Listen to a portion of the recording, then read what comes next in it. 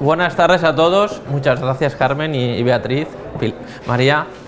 Vengo yo a hablaros hoy de las relaciones entre la contratación administrativa y la colaboración administrativa. Esa delgada línea roja que diferencia cuando la administración presta un servicio o le prestan un servicio de aquellos supuestos en los que coopera con otra entidad del sector público. Si tuviésemos que decir en general cuando estamos ante un contrato y cuando ante un convenio, aunque se trate de dos entidades del sector público, porque a estos efectos ya lo asentó el Tribunal de Justicia hace mucho tiempo, da igual que la entidad que se postula como contratante sea entidad del sector público, en la práctica en un contrato siempre hay un sinalagma: doy una cosa y a cambio me dan un precio. En cambio, cuando dos administraciones o dos entidades del sector público cooperan, dicho mal y pronto, son dos entidades que se juntan para perder dinero. Hay una actividad de interés general en la que dos entidades ponen fondos para que se acuda a ellos. Desde este principio hasta el supuesto concreto, pues hay una maraña de normas que al caso concreto pues hay que diferenciar cuando estamos ante un contrato y cuando estamos ante un convenio. Para que haya menos inseguridad jurídica, se van determinando todos aquellos supuestos, delimitando en que estamos ante un supuesto y otro. Por lo tanto, yo vengo a hablaros del ámbito objetivo de la ley de contratos. Y el ámbito objetivo y en concreto las exclusiones. Determinadas exclusiones en las que existe una posible relación con el marco de cooperación de las administraciones públicas. Pues el primero, que lo veis ahí, son los convenios y las encomiendas de gestión. A esto deciros que la ley de contratos de 2017, a diferencia de la ley de 2007 y su texto refundido del 11, no dedica un solo artículo al ámbito objetivo, el artículo 4, sino que ahora del artículo 6 a 11 determina todos los supuestos que se excluyen. Del 6 al 10 conceptualizados y el 11 a modo de cajón desastre. De esos yo he seleccionado tres grandes grupos. El primero son los convenios, la actividad convencional de las administraciones públicas, que se abordan en el artículo 6, y hay tres supuestos. En el caso de que se trate de relaciones con otra entidad del sector público, que es lo que se denomina ahora la cooperación horizontal, los convenios con las personas físicas o jurídicas privadas, si se puede decir así, con un particular, y en tercer lugar las encomiendas de gestión, que hay una remisión a la Ley de Régimen Jurídico del 2015. Yo os hablaré solo de la denominada cooperación horizontal. Lo otro forma parte bien del procedimiento administrativo común y el régimen jurídico de las administraciones públicas, así como la relación con particulares de la administración cuando ésta no es un intercambio de productos o de servicios. El segundo supuesto que os voy a hablar son los denominados encargos a medios propios, que esta es la cooperación horizontal, la anterior es la cooperación, esta es la cooperación vertical, exacto, perdonadme. Y en tercer lugar os hablaré de un supuesto nuevo que se llaman los convenios de acción concertada, que es típicamente derecho autonómico. A partir de la Directiva 2014 ha habido una serie de supuestos en los que la administración se relaciona con entidades sin ánimo de lucro, incluso con otras entidades públicas del sector público, o mediante fórmulas no contractuales, que es lo que me limitaré a explicar. Pues bueno, vamos a hablar de los sistemas de cooperación. La principal novedad que hace la ley de contratos del sector público del 17 es que cristaliza en ley todo lo que han venido siendo aportaciones jurisprudenciales y lo que se denomina el soft law comunitario, las aportaciones a modo de comentarios de la Comisión Europea.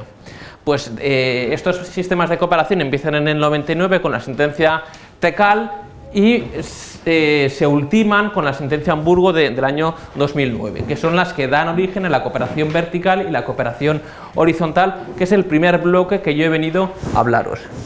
Como os he dicho, pues lo que procede a realizar la ley del 2017 es a poner negro sobre blanco todas aquellas aportaciones jurisprudenciales. Por eso supone un gran avance respecto a la situación anterior. En la respuesta del legislador, en lo que estamos refiriéndonos ahora, no se debe a la transposición de las directivas, sino que previamente existe una jurisprudencia del Tribunal de Justicia en que las directivas han hecho suya. Y también han añadido requisitos adicionales y de eso es lo que he venido a hablaros. Entramos con la cooperación vertical o cooperación institucional, en la que existe una entidad con personificación de la que hay una suerte de dependencia. Pues no sé si os hablaron previamente sobre la cooperación vertical, sí.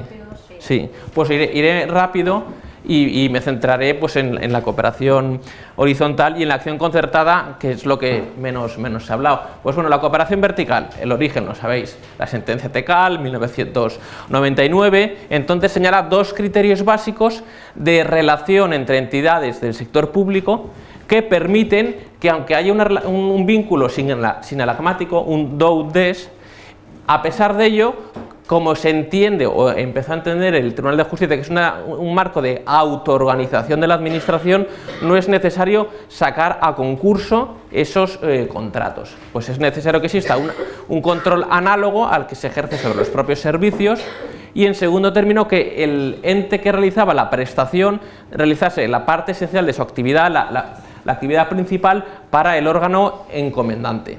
Pues esta es la primera sentencia, la de 1999, la Tekal, pero luego hay otras sentencias, pues veréis varias de la Comisión contra España, la sentencia Stadhalle, también la sentencia Cabo Termo, en general Parkin-Brixen, que son sentencias que han ido modulando la cooperación vertical. Como os he dicho, en la cooperación vertical se procede a sistematizar y de manera novedosa, es el artículo 32 el que lo regula, procede a diferenciar según el encomendante o la persona que realiza el encargo sea un poder adjudicador o no sea un poder adjudicador. El precepto que tiene más desarrollo es el 32 y regula lo que hasta ahora era la cooperación vertical, partiendo siempre de un poder adjudicador. Luego veremos cuando el que realiza la encomienda o el encargo, como se denomina ahora, no es un poder adjudicador porque hay algunas reglas distintas y eso hay que tenerlo en cuenta. Y a la hora de exponer pues, todo lo que es la cooperación vertical, pues voy a partir de un esquema común, de los elementos subjetivos, objetivos y formales y los efectos. Comenzamos por los elementos subjetivos. ¿Quién puede realizar el encargo para que se aplique el artículo 32? Un poder adjudicador. ¿Quién puede recibir el encargo? Una entidad del sector público. Hasta aquí, como estábamos. Novedades.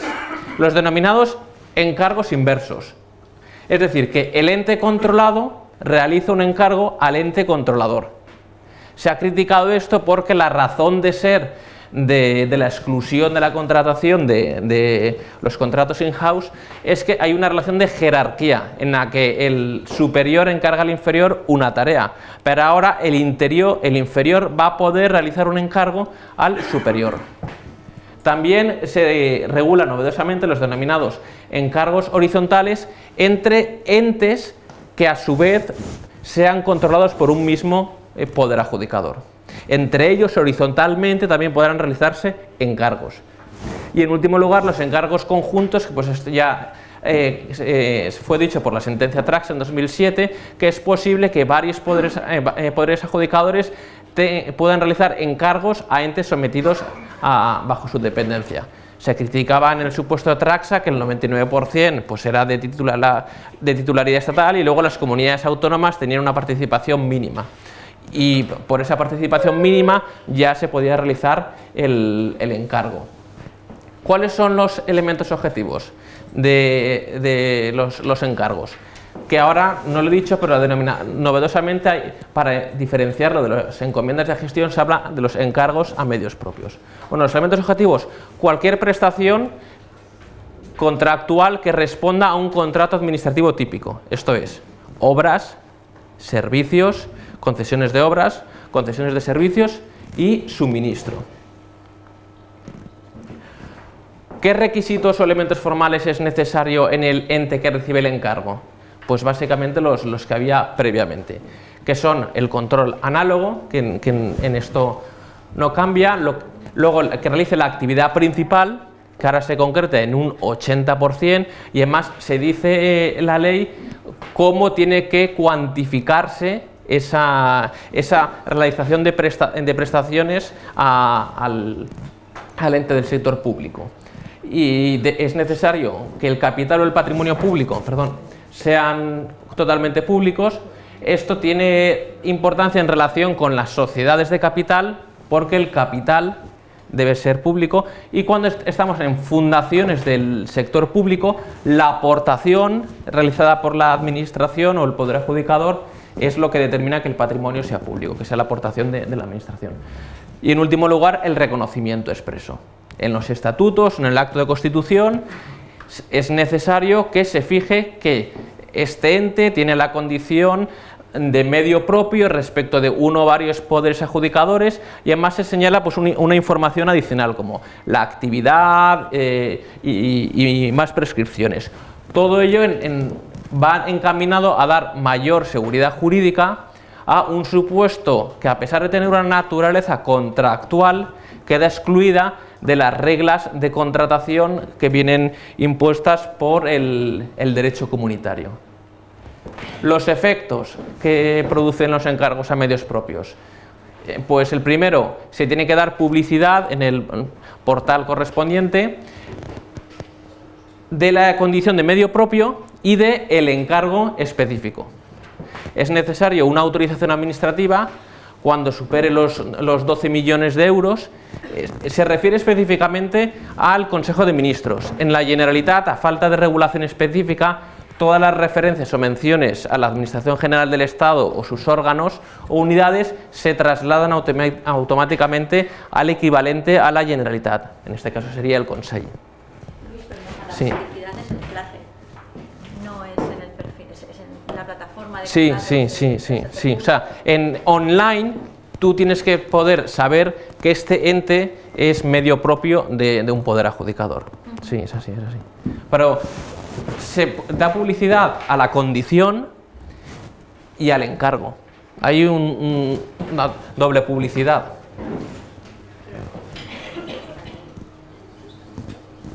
Yo creo que eso todavía no está habilitado. ¿El qué? En clase, todavía. Bueno, sí, antes hablabas de la importancia de la administración electrónica. Pero todas las entidades del sector público tienen un perfil del contratante, una página web. ¿Sí, no?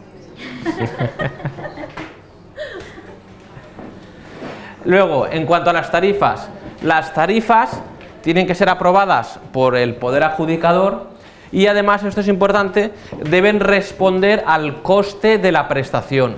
No puede ser un precio de mercado, sino que en función del valor que tiene se aprueban las tarifas. Pues esto es un cálculo matemático. Y la última cuestión, esta es muy importante, la relativa a las externalizaciones, porque se discutía si es posible que un medio propio fuese simplemente un servicio de contratación del poder adjudicador. Pues había mucha discusión porque se entendía que era menos eficiente utilizar a un ente intermedio, que era más fácil acudir al mercado. Pues había informes de la intervención, de la auditoría, si lo prohíbe expresamente o no lo prohíbe expresamente. También se había pronunciado la Junta Consultiva de Contratación. Llegaron a la conclusión de que no había una prohibición expresa. Pues bueno, a pesar de eso, pues había veces que se echaban para atrás los encargos a medios propios porque era más caro, hablando rápido, dárselo al medio propio para que lo subcontratase que ir directamente al mercado. Pues ahora, ¿el medio propio puede hacer la externalización? Sí, puede. ¿Qué requisitos precisa? Primero, que esa externalización se realice con sujeción a los preceptos de la Ley de Contratos del Sector Público que les sean aplicables. Y el segundo, y este es el más importante, que la externalización o subcontratación solo puede afectar al 50% de las prestaciones del encargo. De tal manera que el ente propio no se convierta en una entidad pantalla. Se criticaba pues hace tiempo, cuando se constituyó CIEXA, que decían que CIEXA era simplemente una agencia de contratación o de construcción de colegios de la Generalitat. Pues hizo 800 colegios, pero su cometido principal consistía en licitar contratos de obras, direcciones de obra y redacciones de proyectos. Pero CIEXA como tal no tenía personal a pie de obra, sino era simplemente un modo para conseguir una mayor flexibilidad y poder construir colegios de manera más rápida y con sometimiento a una normativa más flexible que si se tratase de un servicio de contratación de una consellería. Pues con esto termino con los encargos a medios propios cuando se es poder adjudicador, diciéndoos que supletoriamente se aplicará la ley de régimen jurídico y en segundo lugar regula específicamente qué sucede con el incumplimiento sobrevenido. La condición de medio propio tiene que especificarse en la memoria anual de las cuentas anuales y es una circunstancia que puede cambiar de año a año. En ese afán de dar seguridad jurídica y de tener conocimiento de manera dinámica cuando una entidad tiene la condición de medio propio, pues puede surgir que se pierda de manera sobrevenida. ¿Qué sucede con los encargos que tiene a mitad? ¿Puede a partir de ese momento recibir nuevos encargos? Pues con el fin de hacer el tránsito lo más llevadero posible, se permite que el medio propio acabe lo que estaba haciendo, pero ya desde el momento en que incumple los requisitos y condiciones para tener la consideración de medio propio, pueda recibir nuevos encargos. El uso de medios propios para entes del sector público que no tengan la condición de medio propio, habría que decir. Hasta la ley del 2017, los encargos a medios propios partían siempre de un poder adjudicador. Ahora, porque así lo recogía ya las directivas de cuarta generación de 26 de febrero de 2014, es posible que una entidad del sector público distinta o que no tenga la condición no de administración pública sino de poder adjudicador pueda sortear la ley de contratos realizando un encargo a un medio propio. Pues siguiendo el mismo esquema que antes, os diré cuáles son los requisitos. Los elementos subjetivos, pues es necesario que el que realiza el encargo, ¿quién puede realizar el encargo? Quien no tiene la condición de poder adjudicador negativamente y positivamente tiene la consideración de ente del sector público. Y respecto de la realización del encargo, desde el punto de vista de la realización del encargo, cualquier entidad del sector público institucional, y hay que remitirse a la ley 40 en 2015, puede recibir un encargo. ¿Qué encargos se pueden realizar? Sí. Vale. Poder adjudicador, no administración pública, puede hacer un encargo Sí. propio Sí. a un encargo poniendo a una administración pública. Además, antes os he hablado de los encargos a medios propios inversos. Sí. Aquí el punto de partida siempre es quién realiza el encargo. Si quien realiza el encargo tiene la condición de administración pública o poder adjudicador de distinta administración pública, vamos a los requisitos y a la regulación del artículo 32 de la Ley de Contratos. Si quien realiza el encargo es una entidad del sector público que no tiene la consideración de poder adjudicador, se aplicará el artículo 33. Los tres círculos concéntricos de aplicación de la Ley 9/2017, Administración Pública, el núcleo central, que se aplica a las fases de, simplificando, preparación, adjudicación, cumplimiento, extinción y efectos. El segundo círculo, que es el de los poderes adjudicadores, y el tercer círculo, el de las entidades del sector público que no tienen la condición de poder adjudicador. Yo no me he topado por ahora con ninguna entidad del sector público que no tenga la consideración de poder adjudicador. En la experiencia que he tenido en sanidad y en educación, las fundaciones siempre son poder adjudicador y las sociedades mercantiles con las que he asesorado tenían la condición de poder adjudicador de medio propio, porque lo decía los propios estatutos. Mercavalencia. Vale.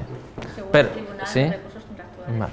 Pero eso no depende de la Generalitat, ¿no? Es un ente local del Es del ayuntamiento. ayuntamiento. Es medio propio del Ayuntamiento de Valencia. Vale. Pese a que es una Sí. entidad, se supone Sí. que no es poder adjudicar. Vale. Y los elementos formales, esto es lo importante. Aquí es donde se marca la diferencia, porque los requisitos son distintos. La relación que debe de existir entre el poder adjudicador y el medio propio, entre el que realiza el encargo y el que lo recibe, es que haya un control de grupo, como hay una remisión a los grupos de sociedades del artículo 42 del Código de Comercio, para saber si existe una relación entre ambas entidades del sector público que permite sortear la Ley de Contratos. Hay que estar a la legislación mercantil. El segundo requisito es el del capital o patrimonio público, que os lo he dicho antes, y el tercero es el de la realización de la actividad principal, que, como sucede con los uso de medios propios por poderes adjudicadores, se cifra en el 80% de las prestaciones. Si os fijáis, los requisitos formales son distintos. Ahí se habla del reconocimiento expreso y todo lo que os he dicho anteriormente. Y los efectos también son distintos. El artículo 33 es un artículo mucho más ligero. Y a la hora de decir los efectos, solo se refiere a que no estarán sujetos a la ley de contratos. Efectos. Pues con esto doy por cerrado los encargos a medios propios. No sé si he ido demasiado rápido, no sé si queréis hacer alguna pregunta. Creo que esto ya se habló parte el otro día, pero lo he querido recoger porque la ley de contratos realiza un análisis sistemático de la cooperación horizontal y de la cooperación vertical, que es lo que yo voy a hablaros a continuación.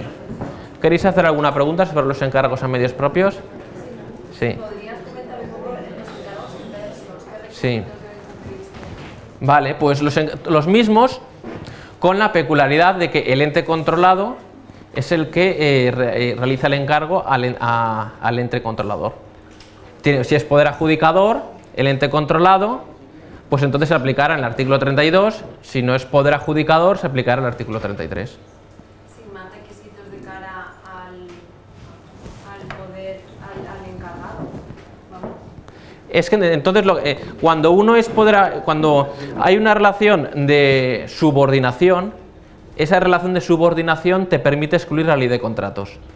Pero ahora la subordinación también puede que el órgano jerárquicamente dependiente puede realizar el encargo a la administración o la entidad matriz sin cumplir la ley de contratos.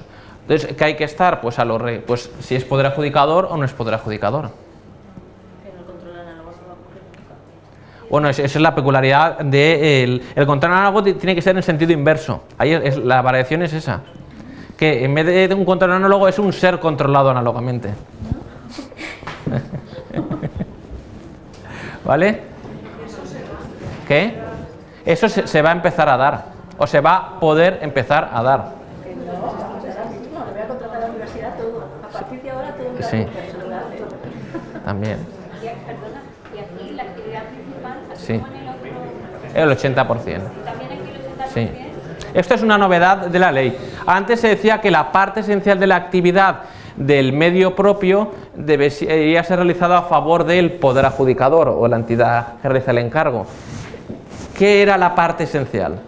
Pues ahora esa parte se cifra en el 80% y en la propia ley se especifican los parámetros para cuantificar. Creo que se refieren al volumen de negocios y la cuantificación de las prestaciones. Si vais al artículo 32, ahí dice los criterios que se ha de tener en cuenta para cifrar ese 80%. Y además, esos criterios, como os he dicho antes, son dinámicos, porque en 2017 se puede ser medio propio y en 2018 se puede no ser medio propio. ¿Qué momento temporal fijamos como tránsito? Pues como anualmente se ha de fijar en la memoria de las cuentas anuales ese porcentaje, a partir de ese porcentaje sabremos si se tiene o no se tiene la condición de medio propio de un poder adjudicador o una entidad del sector público. El elemento determinante van a ser la memoria de las cuentas anuales. Y además tiene que estar auditado. Sí, auditado. Con el propio auditor de cuentas de la sociedad. Pero en este caso, o sea, insisto, o sea, con la actividad Sí. principal del ente activo, por así decirlo, que no es Sí. poder adjudicador, y en este caso la actividad principal debe ser del sujeto pasivo, ¿no? O sea, No, es que una vez se dan los requisitos para que uno sea medio propio, eso te permite dar la vuelta y realizar encargos al órgano superior. sí, Sí, eso sí es una sí. pero en este caso no es... No, o sea, lo único, una vez se es medio propio, se es medio propio. Y cuando se es medio propio, a partir del 9 de marzo no solo se podrá realizar encargos, recibir encargos, sino que realizar encargos al dominante, pero también os he hablado en el caso de los poderes adjudicadores de los encargos horizontales. O sea, entre entidades del sector público de la Generalitat se van a poder hacer encargos. De CIEXA a la Fundación Palau de les Arts. Correcto, ahí Sí. en ese caso me refiero yo... Pero eso es, o sea, esto es como una foto finish. hay una fotofinish que se hace cada año con las cuentas anuales. Entonces, cuando se declara ese vínculo, esa afiliación, esa condición de medio propio, ya puedes realizar encargos lateralmente y verticalmente sin necesidad de someterte a la ley de contratos. ¿Me explico?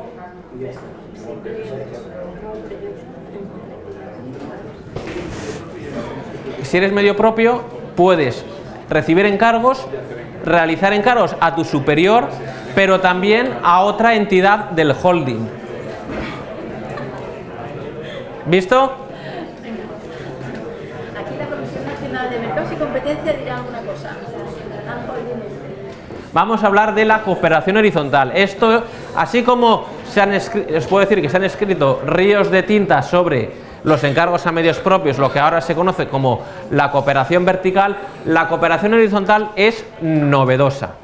Es algo que no se enmarca en una relación sinalagmática, sino en un marco de cooperación. Os enmarco, como os he dicho antes, cuando os ponía la primera transparencia, os decía, ¿qué supuestos quedan excluidos del ámbito objetivo de la aplicación de la ley? Hablamos de 3 casos. La cooperación vertical, que es las encomiendas de gestión de siempre. El segundo supuesto era la cooperación horizontal, que es lo que me refiero ahora.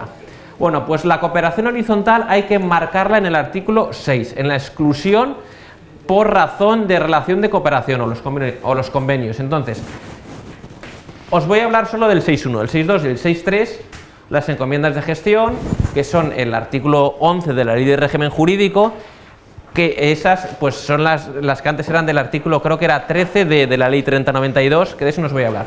Tampoco os voy a hablar de los convenios con personas físicas o jurídicas sometidas a derecho privado, con particulares, sino exclusivamente qué convenios o qué relaciones con entidades del sector público en la que no existe una relación de medio propio, a pesar de eso se pueden realizar encargos con los que existe un desplazamiento patrimonial y está excluido de la ley de contratos del sector público.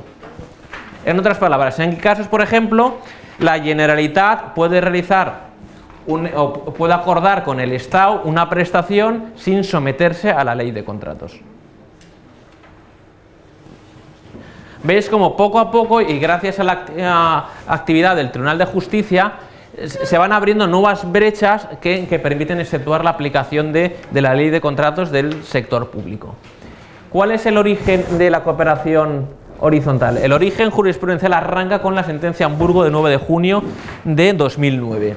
El supuesto de hecho es una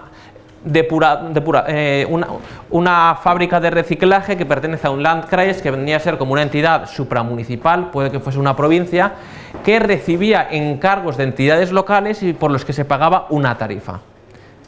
En ese supuesto se realizaban esos encargos sin que hubiese una condición de medio propio fuera de los supuestos de la doctrina Tecal y sin sacarlo al mercado.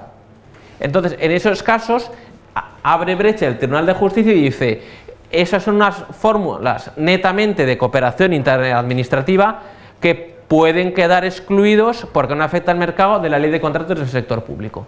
Pues bueno, esto es un fallo, este fallo se hizo con ocasión de un supuesto concreto y a partir de ahí, 2 años después, la Comisión Europea realiza un documento de trabajo. Es el denominado el documento de trabajo de la relación público-pública. Son relaciones entre entidades del sector público de naturaleza convencional o cooperativa y no de carácter contractual, con la peculiaridad de que hasta ahora pues, veníamos entendiendo que un convenio podía serlo cuando no se pagaba una cantidad de dinero por la realización de una actividad. Pues en determinados supuestos excepcionales se permite que esos desplazamientos patrimoniales no conlleven la obligación de someterse a la ley de contratos del sector público.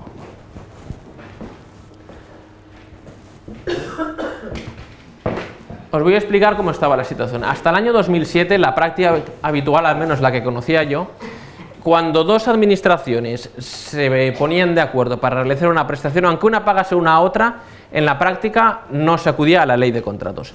Se aprueba la ley de contratos del 2007, y a partir de aquí pues los órganos de control interno empiezan, la intervención es el caso que he visto yo, a rechazar todos aquellos convenios de colaboración en los que existía un desplazamiento patrimonial y los sujetos eran dos entidades del sector público, la Generalitat Valenciana y la Diputación, por ejemplo. ¿Cuál es la situación que existía previamente? Pues en el texto refundido de la Ley de Contratos de las Administraciones Públicas del 2000, desde el Real Decreto Ley de 5/2005, se exceptuaba del ámbito de aplicación de la Ley de Contratos los convenios de colaboración entre las entidades del sector público, simplificando, y decían, y cuando por razón de la cuantía estén sometidos a regulación armonizada, además, siempre que el objeto de la prestación no tenga naturaleza contractual.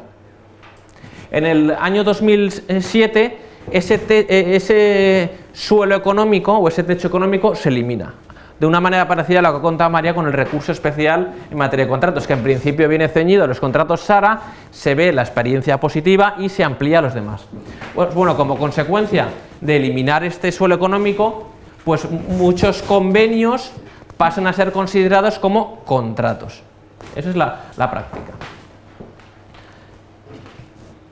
Entonces, ¿qué supuestos se permitían como excepción? La denominada la cooperación vertical. También los órganos de control interno exceptuaban los contratos reservados, en el caso de monopolios, cuando se ajustaban a la sentencia a SENFO, y los supuestos de cooperación horizontal a partir del documento de trabajo de la Comisión Europea. Este documento de trabajo de 4 de octubre de 2011, ¿qué requisitos prevé para que esas relaciones en las que puede existir un desplazamiento patrimonial entre entidades del sector público en las que no hay una relación de subordinación o jerarquía pueden quedar exceptuadas de la Ley de Contratos, porque en el fondo no estamos ante una relación auténticamente contractual, sino en un marco de colaboración? 1. Es necesario que estemos ante poderes adjudicadores. El Tribunal de Justicia siempre tiene en la cabeza, no como nosotros pensamos en la administración pública, sino poder adjudicador, ese concepto más amplio. Luego, que el que recibe el encargo no tenga capital privado. En tercer lugar, que se trate de una cooperación horizontal real y no un contrato formal. Y eso, el documento de trabajo, que por decirlo así se saca de la chistera estos requisitos, ¿en qué concreta que hay una cooperación horizontal, una verdadera cooperación y no un contrato público formal? Cuando, 1, se trata de actividades o que es competencia de ambas entidades, una diputación tiene competencias concurrentes con una entidad local o con la comunidad autónoma, por ejemplo en materia de cultura. Pues es necesario que exista una concurrencia de competencias porque se trata de dos entidades que en el desempeño de sus competencias realizan una actividad. Y esa actividad puede, si no lleva desplazamiento patrimonial, una parte da dinero a otra, no había ningún problema. Aunque hubiese un desplazamiento patrimonial, y aquí es lo que innova el documento de trabajo de la Comisión Europea, siempre que se limite al reembolso de gastos, se podrá entender que no existe una relación auténticamente contractual. En el caso de la sentencia Hamburgo, pues, la fábrica de reciclaje, pues si tenía unos gastos, si los dividía entre las entidades que colaboraban entre sí, si de ahí no había un precio de mercado, sino simplemente un reembolso de gastos, se entendía que podía haber una cooperación horizontal y no un contrato público formal. Y el último requisito, que esa cooperación esté guiada por razones de interés general. Y aquí viene el verdadero cuello de botella. ¿Cuándo entiende el documento de trabajo que priman unas consideraciones de interés general y no de naturaleza comercial? Cuando se trata de actividades que por su propia naturaleza no son objeto de comercialización. Una depuradora, pues en la Comunidad Valenciana, en la provincia de Valencia, puede que no hayan entidades que se presten a las tareas de depuración o de reciclaje de determinados materiales porque por las circunstancias no es una actividad de mercado, no es una actividad apetecible para los operadores privados. Con esos requisitos se permitía hacer una brecha en la ley de contratos del sector público, en las directivas de contratación, a pesar de que no existísemos entre una relación entre poder adjudicador y medio propio. Rápidamente, pues os voy a decir, con el esquema que he seguido antes, los requisitos para que pueda entenderse que estamos ante un supuesto de cooperación horizontal, del artículo 6.1 de la Ley de Contratos del Sector Público. Elementos subjetivos, una relación entre poderes adjudicadores. Elementos objetivos, que se trata de una prestación de carácter no contractual. Y esto es una remisión a los elementos formales en la práctica. ¿Vale? En primer lugar, se requiere que no tenga el ente que recibe el encargo una ausencia de vocación de servicios. Eso quiere decir que es un requisito nuevo, porque se requiere que el 80% de las prestaciones del ente que recibe el encargo se realicen para el ente que pide el encargo. Se elimina el requisito de poder adjudicador en que sustituye por la ausencia de vocación de servicios. El segundo elemento y el tercero son los que yo os he dicho anteriormente, que existe una cooperación real porque el desplazamiento patrimonial se limita al reembolso de los gastos. Y en tercer lugar, que se guía ese marco de cooperación por un interés general, que se concreta en que se trata de una actividad no susceptible de mercado. En el fondo, el cuello de botella es muy pequeño. Porque, ¿qué nos dice el Tribunal de Justicia? En aquellas actividades que por su propia naturaleza no sean de mercado, en aquellos supuestos en que no haya un riesgo de lesionar a la competencia, se puede entender que entre dos entidades del sector público, entre los que no existe una relación de jerarquía o de ascendencia, se puedan realizar encargos sin someterse a la Ley de Contratos del sector público. Esto es la cooperación horizontal entre entidades del sector público, que arranca con la sentencia Hamburgo de 9 de junio de 2009 y que adquiere carta de naturaleza con el documento de trabajo de la Comisión Europea sobre cooperación público-pública de 4 de octubre de 2011 y se positiviza actualmente en la Ley de Contratos y previamente en el artículo 12, creo que es de la Directiva 2014-24. ¿Alguna pregunta sobre la cooperación horizontal? ¿Puedes repetir el requisito de ausencia de vocación de servicio? Vale. Es como en los medios propios. El 80% de la actividad del ente que recibe el encargo debe realizarla para el ente o los entes en que efectúan el encargo. Pero realmente ahí encargo no hay, ahí lo que hay es una cooperación Sí, de todos. sí, O sea, sí. realmente todos tienen que hacer algo Sí, cooperando sí. y aportando algo para Con una singularidad. Normalmente cuando dos administraciones públicas o dos entidades del sector público cooperan, uno pone el local y otro pone la mano de obra, y otro pone los empleados públicos.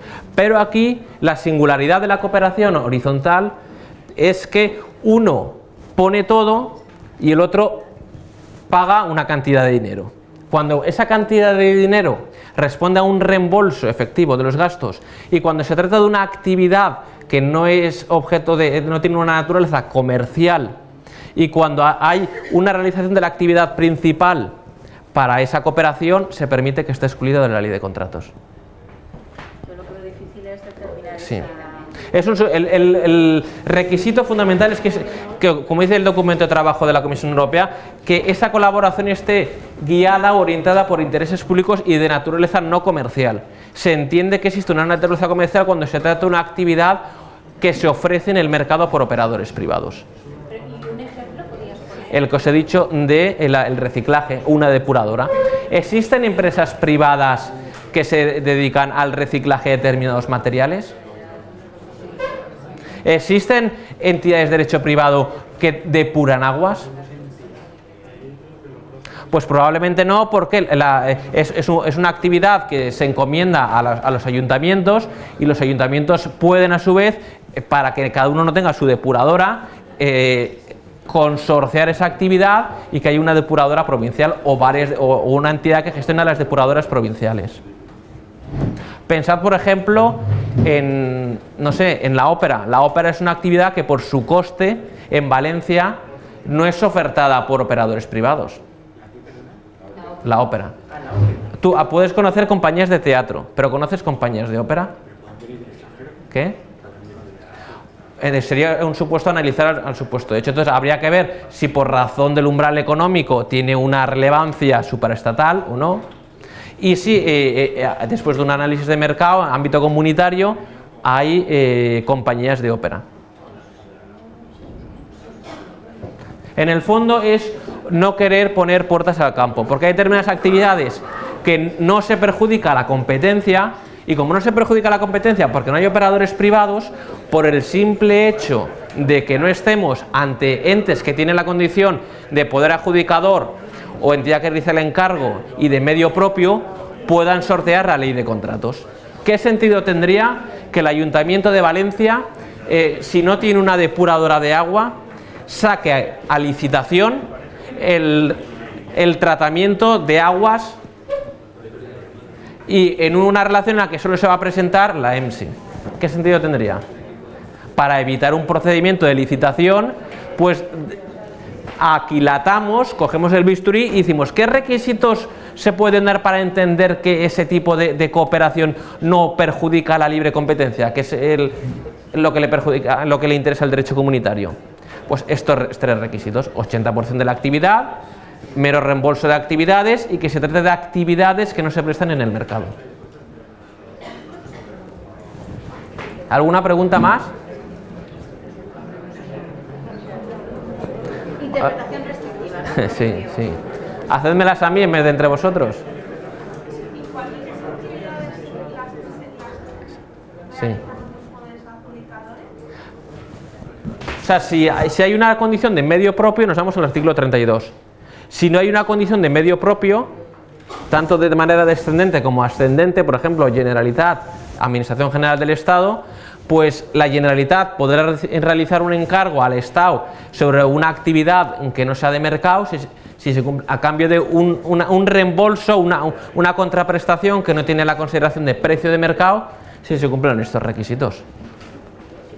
O sea, es un supuesto adicional a la cooperación vertical en los que se permite la exclusión de la aplicación de la ley de contratos del sector público. Dime. Pero, ¿qué ocurre o qué va a ocurrir con todos los medios propios que tenemos la calificación legal, sí. nuestra norma de creación, Sí, legal, sí, sí. que somos medios propios Sí, sí. y así la mayoría, Sí. que era Sí. lo habitual. Cuando ahora impongamos o imponga la normativa este 80% que, como bien has dicho tú, de actividades variables, Sí, sí. de la memoria, el informe de gestión, etc. Sí, sí. Queda derogado de facto la Sí, la sí, legislación. es que ahora el criterio es otro. Antes el criterio O sea, que se de sigue. facto quedaría derogada la legislación que nos designa como medio propio. Bueno, es que ahora, además de que hay una declaración expresa, se suma otro requisito. Ese requisito es que anualmente tú vengas realizando la actividad principal para el poder adjudicador o entidad del sector público que realiza el encargo. Es un requisito cumulativo. Antes bastaba que constasen los estatutos, ahora además en la memoria de las cuentas anuales debe especificarse que sigue teniendo la condición de medio propio respecto de esta entidad, esta entidad, esta entidad. O sea, en la propia memoria tendremos que consignar el carácter de medio propio. Es que sí, sí. Y entonces tú tendrás la consideración de medio propio dependiendo de los servicios o la actividad realizada en el año anterior.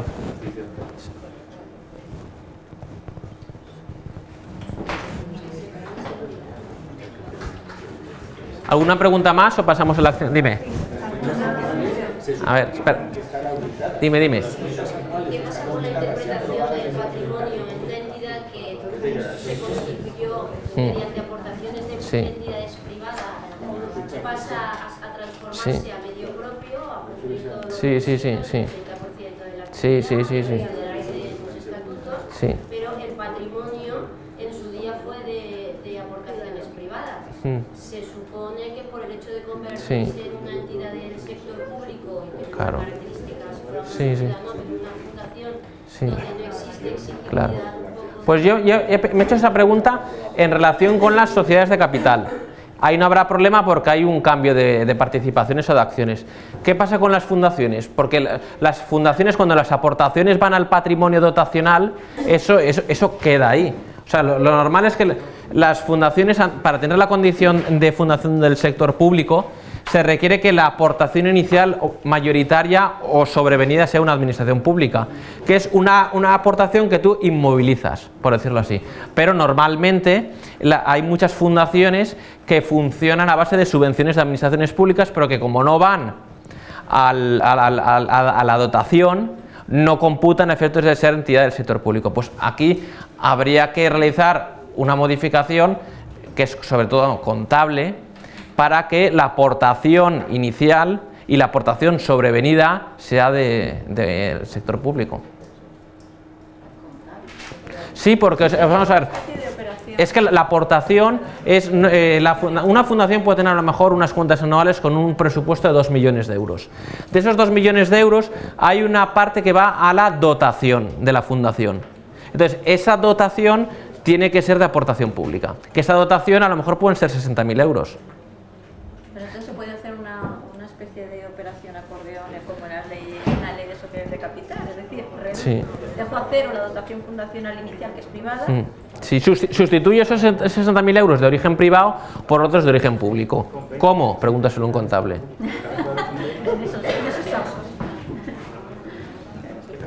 ¿Alguna pregunta más?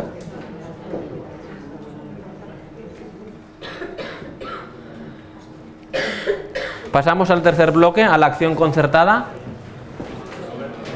¿Listos? ¿Quién sabe lo que es la acción concertada? ¿No? ¿No suenan? ¿Los planes de estabilidad no suenan? ¿No hay nadie que vivía aquí en el año 67, en el 70? Los planes con los que se modernizó España y se crearon las clases medias. Esos. Bueno, pues la acción concertada no arranca de los planes de desarrollo, que también existían unos convenios de acción concertada con entidades industriales del sector privado para modernizar España. Bueno, esa es una acepción que no debemos de tomar. La acción concertada, en la que vamos a hablar ahora, tiene otro origen, que se trata de una forma de colaboración con entidades sin ánimo de lucro y con entidades públicas de naturaleza no contractual. Cuando yo realizo un encargo a una entidad, una fundación de personas con discapacidad, y ese encargo no tiene una naturaleza contractual y por lo tanto no tiene que someterse a la ley de contratos del sector público.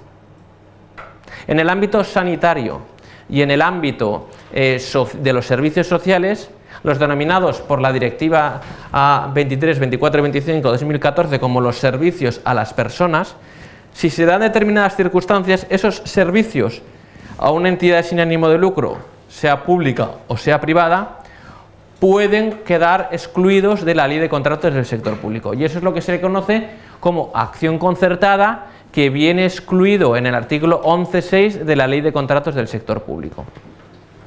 Creo que es el último apartado del último artículo de la ley de contratos, de las exclusiones del ámbito objetivo, que si no me equivoco fue introducida en tramitación parlamentaria.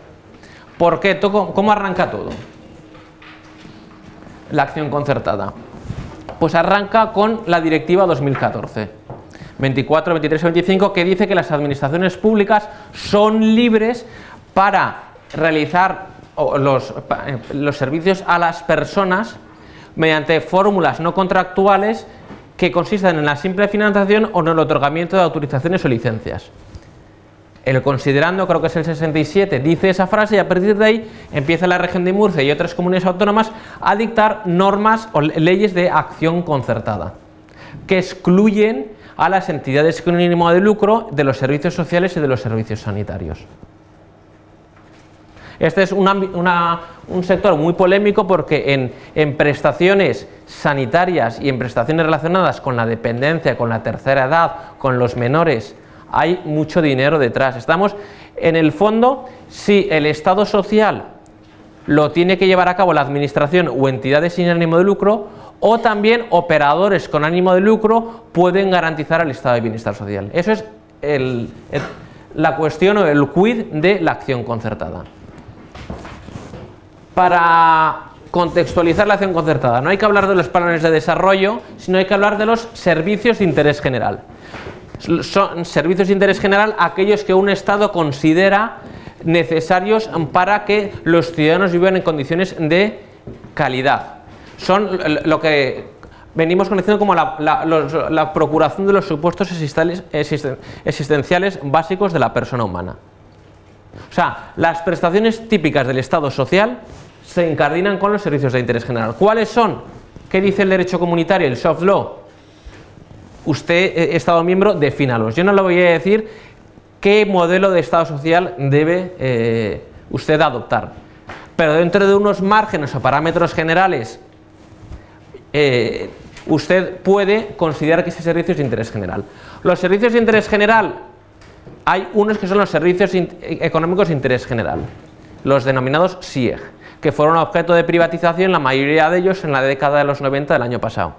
Tabacalera, AENA y muchas otras empresas públicas que se privatizaron. Hay otros denominados servicios sociales de interés general, que son actividades que por su propia naturaleza no son meramente lucrativas. Se pueden hacer sostenibles o más eficientes, pero es difícil que tengan carácter lucrativo. Entonces, ¿dónde arranca este concepto de los servicios sociales de interés general? En el libro blanco de los servicios de interés general de la Comisión Europea del año 2004, ahí permite que los denominados servicios sociales de interés general que define puedan concertarse con el sector privado o puedan ser objeto de contratación con operadores privados. Entonces aquí ya utiliza la palabra concertación. 2 años después hay una comunicación de la Comisión Europea sobre los servicios sociales de interés general dedicada específicamente a los servicios sociales de interés general y los caracteriza con brocha gorda. Dice que son unos servicios en los que se dan todas o alguna de estas siguientes. 1, que están fundados en el principio de solidaridad, la dependencia, la asistencia sanitaria. ¿Por qué el Estado acude o el Estado garantiza esos servicios? Por el principio de solidaridad. Las entidades que lo prestan normalmente son entidades sin ánimo de lucro. Pensad, por ejemplo, en los centros de menores. La mayoría son prestados por entidades religiosas o por fundaciones o cooperativas. Intervienen de manera significativa voluntarios, personas que altruistamente realizan una actividad. Estos servicios sociales se enmarcan dentro de una tradición cultural, quieren decir que hay unas entidades que durante mucho tiempo han venido haciéndolas y que el derecho comunitario, por la regla de mercado, no quiere desplazarlas en un corto periodo de tiempo. Pensad, no sé, en el asilo de Santa Mónica, que lleva 2 siglos o 100 años atendiendo a personas de la tercera edad, y no se quiere que el derecho comunitario acabe con esas tradiciones o con esas formas de satisfacer necesidades básicas de las personas. Y en último lugar, existe una relación de asimetría entre el que presta el servicio y entre el que lo encarga. No es lo mismo que las hermanitas de los desamparados presten un servicio de la tercera edad que lo haga una entidad que con ánimo de lucro se dedica a ello, porque con mucha facilidad podría desplazar a la entidad sin ánimo de lucro, porque su ánimo de lucro lo hace más competitivo y puede expulsar estas entidades. ¿Por qué no se quiere que se expulsen estas entidades? Porque se enmarca dentro de una actividad, de un área en la que no solo cuenta el servicio que se preste, como por ejemplo en la limpieza, en la seguridad, sino que se quiere que sean unas prestaciones de calidad, porque son exigencias del modelo social europeo. Entonces, como esas exigencias de calidad exigen combinar el modelo social europeo con la libre competencia. ¿Cómo se articulan estos dos principios opuestos entre sí? Pues a través de la acción concertada. Como os he dicho anteriormente, la acción concertada tiene una primera referencia en el libro blanco. El soft law del derecho comunitario sigue desarrollándolo en 2006 y lo caracteriza, y luego las directivas de 2014 ya hablan de la posibilidad de prestar servicios a las personas sin necesidad de acudir a contratos. Los servicios de las personas para el derecho comunitario son fundamentalmente los servicios educativos, los servicios sociales estricto sensu y los servicios sanitarios. En España los servicios educativos se canalizan a través de los conciertos educativos, que son un contrato administrativo especial. Tiene una regulación específica en la legislación, en el Real Decreto del 85 y en la LOE y en la LODE, y por ahora no se han abarcado por la acción concertada, que se ha limitado al ámbito social y al ámbito sanitario según comunidades autónomas. Pues bien, estos determinados servicios a las personas, como dice la comunicación de 2006, pueden realizarse o orientarse de dos maneras. Uno, mediante la delegación de la misión social. La delegación de la misión social quiere decir una autoridad delega a un operador privado una actividad de interés general, mediante una fórmula contractual, que puede ser un contrato público, un contrato de servicios, o una colaboración público-privada, bien sea una sociedad de economía mixta, bien sea una concesión de obras o de servicios. Esto es terminología comunitaria. Tenemos el delegado de la misión social, que es una fórmula contractual, pero también se refiere la comunicación de 2006 a la simple financiación. Cuando se reembolsan los gastos, en esos casos no hay una relación contractual, aunque hay un desplazamiento patrimonial. Entonces, para que nos situemos, ¿cómo podemos traducir estas categorías comunitarias a la tradición jurídica española? Entendiendo que el delegado de la misión social se corresponde con la actividad de servicio público gestionada indirectamente, hasta ahora con el contrato de gestión de servicios públicos. Y la simple financiación se enmarca dentro de la actividad de fomento de las administraciones públicas. Es cuando un particular presta un servicio de interés general no de manera supeditada, sino de manera paralela a la administración pública. Esto solo se comprende cuando se pone un ejemplo, y si se pone un ejemplo local, mejor. ¿Os suena la Fundación Fontilles? Vale, pues la Fundación Fontilles era una fundación, una entidad que se dedicaba al tratamiento de la lepra desinteresadamente y que tenía arraigo en la Comunidad Valenciana y arraigo en España. Entonces, la Fundación Fontilles, aplicamos las reglas de mercado, pues es probable que sea desplazada con facilidad por una entidad holandesa que se dedica a la prestación de servicios sanitarios. No queremos que se acabe con eso porque entendemos que en Fontilles se trata a las personas con dignidad. Entonces, Fontilles actúa de manera paralela y no subordinada a la administración pública. ¿Por qué? Porque la administración pública tiene sus centros de salud, sus hospitales en los que se atienden a leprosos. Bueno, como es un caso tan específico, en el fondo los leprosos llevan a Fontilles, pero hay una entidad que viene prestando una actividad y que tú la quieres financiar, quieres sufragar sus gastos para que continúe realizando esa prestación en paralelo. ¿Y eso qué supone? Que Fontilles es la que decide a cuánta gente trata y a qué gente trata. Que la gente entra por la puerta del sanatorio de Fontilles y no es remitido por un hospital público. Si un hospital público decide gestionar indirectamente una actividad, como por ejemplo los departamentos de salud gestionados indirectamente, aquí suple a la administración y trata a todas las personas o todos los pacientes que la administración le dice que trate y con las condiciones que trate. Hay una relación de tres personas. No hay una relación directa entre paciente, usuario y entidad privada, sino que hay administración que decide gestionar indirectamente una actividad de interés general y esa entidad privada con ánimo de lucro que recibe el usuario o el paciente. Porque pues, se le encarga un área de salud y entonces todos los que quieran tener asistencia sanitaria gratuita irán a él. Pero puede suceder que a lo mejor hay un centro que en paralelo venía ofertando o venía realizando esa actividad y que la administración se limita a financiarlo. Pensad, por ejemplo, en un centro de drogodependientes. Hay centros de titularidad pública, hay centros gestionados indirectamente y hay centros subvencionados.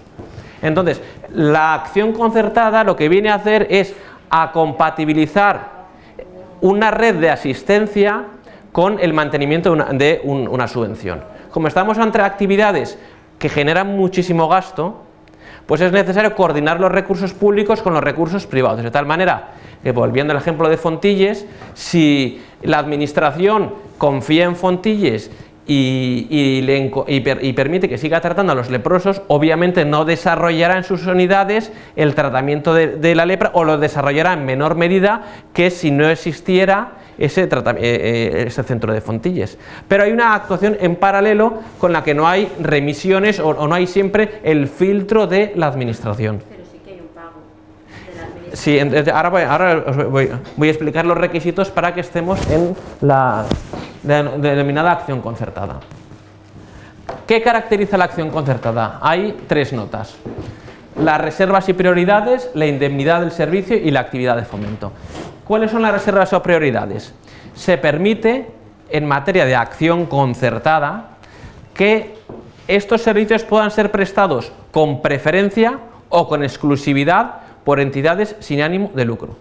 Estamos excluyendo de una actividad sociosanitaria a operadores privados con forma de SA, SL y denominaciones análogas. Solo entidades sin ánimo de lucro que, por decirlo así, solidaria o caritativamente realizan una actividad, permitimos encomendarle la acción concertada. ¿Por qué? Porque se parte la idea de que quien realiza una actividad sin ánimo de lucro lo realiza desinteresadamente y la calidad del servicio es algo que se quiere mantener a toda costa. Y esa calidad exige que haya un fondo de solidaridad, que haya personas que desinteresadamente se vuelcan en otra.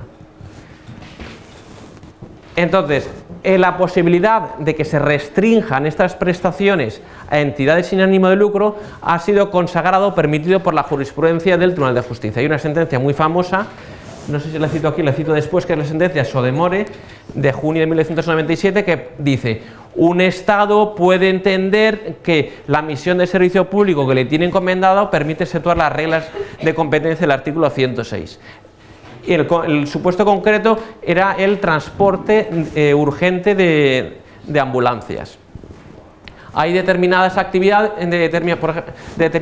como puede ser el tratamiento de las personas con insuficiencia renal, en las que el desplazamiento desde la casa al centro de salud, como es unas personas que tienen una dependencia muy grande, que 3 días a la semana tienen que pasar 4 horas, pues hay un mecanismo de solidaridad. Entonces, entre ellos, pues, o busquen taxis, o organicen una pequeña flota de autobuses o de furgonetas que lo presten.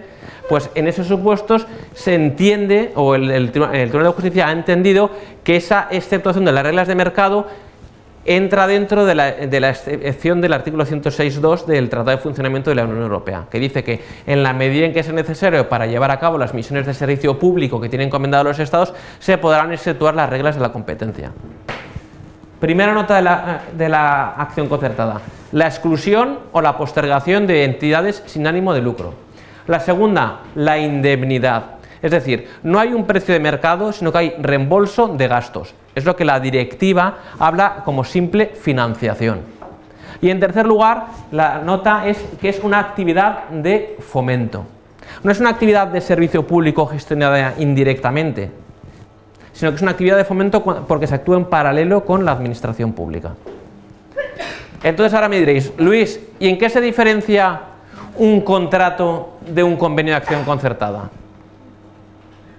Porque ahí está el quid de la cuestión, porque una vez abres una vía que exceptúa la ley de contratos, aquí si no delimitamos bien, todos los servicios sociales y toda la actividad sanitaria puede estar excluida de la ley de contratos del sector público.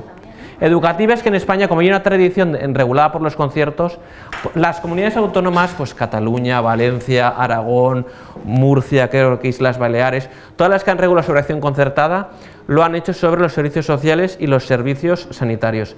¿Por qué no han incidido en la normativa educativa? Porque hay un reglamento, creo que es de 15 de diciembre del 85, que regula los conciertos, muy detallado, que es normativa básica. El Estado ha decidido que la gratuidad de la enseñanza con arreglo a la libertad de enseñanza se canalice a través de contratos administrativos especiales. Que en el fondo, en vez de una contraprestación, hay una prohibición de cobrar a los alumnos. Pero en fin, sobre los conciertos educativos podríamos estar aquí hablando solo horas y horas, pero como la acción concertada no los ha invadido, no los vamos a tocar. Entonces, ¿en qué diferenciamos un contrato de un convenio de acción concertada? Con estos parámetros, dime. En mi opinión, sí, básicamente en base al precio. Es decir, vale. Lo mismo, todos los euros te valen Vale. Vale, entonces, yo os he dicho que en mi opinión hay 3 características que si coges las 7 leyes o 6 leyes de las comunidades autónomas que regulan la acción concertada, hay unos patrones comunes. El primero es la reserva o prioridad. Entonces, ¿es criterio para diferenciar la acción concertada de un contrato el que solo puedan presentarse entidades sin ánimo de lucro? Pues el Tribunal de Justicia, en las sentencias Espercino y Casta, que os las he citado aquí, de 11 de diciembre de 2014 y enero de 2016, dice que un Estado puede entender que un contrato de servicio a las personas pueda quedar limitado a entidades sin ánimo de lucro. ¿vale? Entonces, puede establecerse a cambio de una contraprestación una actividad de naturaleza sanitaria en la que se limite exclusivamente a entidades sin ánimo de lucro. Entonces, el criterio de la reserva de prioridad no nos sirve para diferenciar la acción concertada de los contratos a las personas. El criterio de la indemnidad, como tú apuntabas, pues sería el más fácil. Si hay un beneficio industrial o no hay un beneficio industrial, si esto funciona a modo de subvención en el que yo te pago los gastos que me justifiques, estaremos en una acción concertada, y si simplemente hay una puja y yo me llevo un servicio por un precio y cuanto más eficiente sea, más dinero ganaré, estaremos ante un contrato. Topamos aquí con el Tribunal de Justicia de la Unión Europea, que ha señalado, aquí he citado la sentencia de Ordini degli Ingegneri de la provincia de Lecce, de 19 de diciembre de 2012, que dice que un contrato no deja de ser un contrato a efectos del derecho comunitario por el mero hecho de que la contraprestación se limite al reembolso de los gastos. El Tribunal de Justicia quiere evitar que se camuflen relaciones contractuales justificándolo en que solo se reembolsan gastos, porque los gastos se pueden diluir con mucha facilidad en nóminas, en otros gastos. Entonces, a mi entender, según mi criterio, la diferenciación entre la acción concertada y los contratos a las personas radica en que en la acción concertada hay una ausencia de gestión indirecta de un servicio público. Cuando se aprecie que se gestione indirectamente un servicio público, no estaremos ante un supuesto de acción concertada. ¿Y cuándo no se gestiona indirectamente un servicio público? Cuando se actúa en paralelo con la administración pública, y eso supone un margen de discrecionalidad mayor de actuación. No realizo una actividad según los criterios que me dice la administración, sino que tengo libertad para prestarla, para decidir a la gente que atiendo y cómo la atiendo. Entonces, si actúo en paralelo, si me dan simplemente una subvención, en ese supuesto estamos ante una acción concertada. En el fondo, pues vamos a lo mismo que la cooperación horizontal. Es casuístico y dependerá de las circunstancias del caso el que estemos ante una acción concertada o que estemos ante un contrato a las personas. Pues con esto yo ya termino. Simplemente deciros dónde he sacado la información. Me he nutrido de dos fuentes. Uno, un libro que hemos realizado varios letrados de comunidades autónomas. Un capítulo está dedicado a los sistemas de cooperación vertical y horizontal dentro del sector público. El libro lo edita Tirant y va a salir en 2 semanas en el mercado. Y el otro es un trabajo mío. Que esto os lo he pasado porque está editado en la revista de Valenciana Estudios Autonómicos y está colgado en internet, en el que hablo cómo el Tribunal de Justicia ha influido en la configuración de la acción concertada. Como esto no os lo he podido pasar, le he facilitado a Joana un artículo en la Reala sobre convenios y contratos administrativos de un catedrático de Derecho Administrativo de Asturias, que se llama Alejandro Huergo, que también se refiere a los supuestos de cooperación vertical y horizontal dentro del sector público. Con las transparencias que le he facilitado a Julia, con este artículo que os he pasado, más el artículo a Alejandro Luergo, si queréis profundizar en el tema que os he hablado de las relaciones de cooperación excluidas dentro de la contratación pública, creo yo que tenéis material suficiente.